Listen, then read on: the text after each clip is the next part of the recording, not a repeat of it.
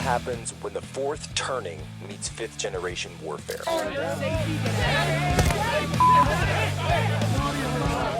A commentator, international social media sensation, and former Navy intelligence veteran. This is Human Events with your host, Jack Posobiec.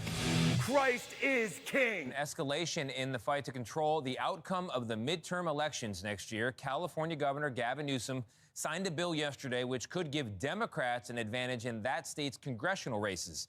He says it's all an effort to balance a similar measure that helps Republicans win extra seats in the state of Texas. President Trump is claiming total victory in the reversal of a 2024 judgment, finding him liable for business fraud. It comes after a ruling yesterday from an appellate court. The original judge said the president and his company issued false financial statements as a way to get low-interest loans. That judge ordered Trump pay more than $500 million. But yesterday, the appellate court reversed the ruling, saying the fine should be dropped. Homeland Security Secretary Kristi Noem says the number of unauthorized immigrants in the U.S. has dropped by 1.6 million since President Trump's immigration crackdown. She credits deportations, self-deportations, and even an ad campaign urging undocumented immigrants to leave. NBC News reports Secretary Kristi Noem is pushing to secure a new fleet for ICE. Sources tell NBC Noem wants Homeland Security to buy, own, and operate its aircraft. ICE hires planes as needed, partnering with commercial airlines through its Air Operations Program. A former ICE chief of staff says chartering planes under the Biden administration allowed about 15,000 removals per month. To double that, ICE would need 30 more planes or to operate its own. Chaos as school begins at Villanova University outside Philadelphia. Cars are responding to the law school. A report of subject with an automatic rifle. Pennsylvania authorities are investigating a false alarm warning of an active shooter. What happened here looks like it was a hoax. I think a lot of Republicans right now just wish Kash Patel, Tulsi Gabbard, and a number of other Trump nominees would just go away. The breaking news of just a few moments ago. FBI agents have raided the home of former Trump National Security Advisor John Bolton early this morning. A source familiar with the matter tells NBC News that FBI agents were sent there as part of a national security investigation in search of classified records. Ladies and gentlemen, welcome aboard today's edition Human Events Daily. Today is August 22nd, 2025, Anno Domini.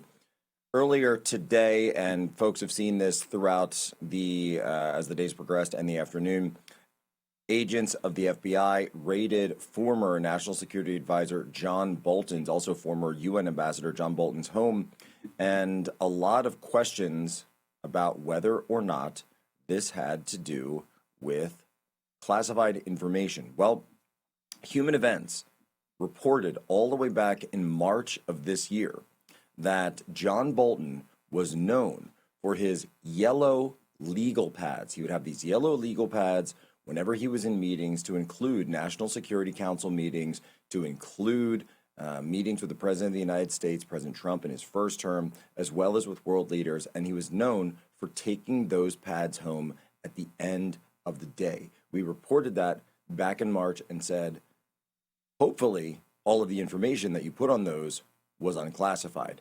So this was a pattern that had gone on, and we had reported this months ago into the National Security Advisor's seemingly mishandling of classified information.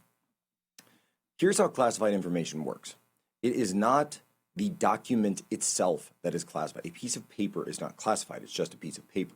What's classified is the information that is written on the paper, that is projected on the paper, printed, photographed, whatever it might be, as well as the classified source. So the chain of custody, the method of extraction of that information is also classified. So even though if it seems germane, the fact that it was obtained in a classified sensitive manner makes it classified. So all of these things are leading towards the fact that when you talk about John Bolton and his legal memos on the yellow legal pad, then when you also talk about James Comey and these little memos that he would write, these little note cards or whatever they were, and he passes them off to a friend and then has that friend turn around and pass them to the New York Times or the Washington Post. That's still classified. If it was a conversation with the President of the United States held in a classified setting, that's classified. It doesn't matter if you just walk out with it. It's still classified. Same deal with Comey when he did these memos. Same deal with Bolton. And I reported back in 2020, at the time I was going back looking at my own reports, that John Bolton's book, In the Room where it happened, was leaked to the New York Times. Excerpts of it were leaked with seemingly classified information before it was done the pre-review process. So they're supposed to go through a summary process with the intelligence community to make sure there's no classified information in this book.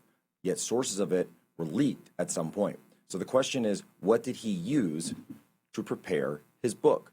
Well, more than likely, it's those yellow legal pads that we told you about first here on Human Events back in March. So John Bolton, I'm sure he has a lawyer, definitely needs one at this point. And the question is whether or not, because we're also seeing reports that perhaps this has more to do than just classified documents, because we're also hearing, and I was able to report this on War Room this morning, I'll say it again here, that CIA Director Ratcliffe, according to an individual familiar, provided U.S. intelligence to Kash Patel at the FBI to prepare the probable cause for that warrant that was used at John Bolton's office. And while it's more than likely this is all pertaining to that book, it seems that he was able to verify this in the probable cause statement before the FBI went in. So again, we're still waiting to see more official word from this. We want to see word from the White House, word, of course, from Attorney General Pam Bondi and others at the DOJ, and Kash Patel himself to figure out exactly what's going on and does this relate to those grand juries. We'll be right back. Jack is soon.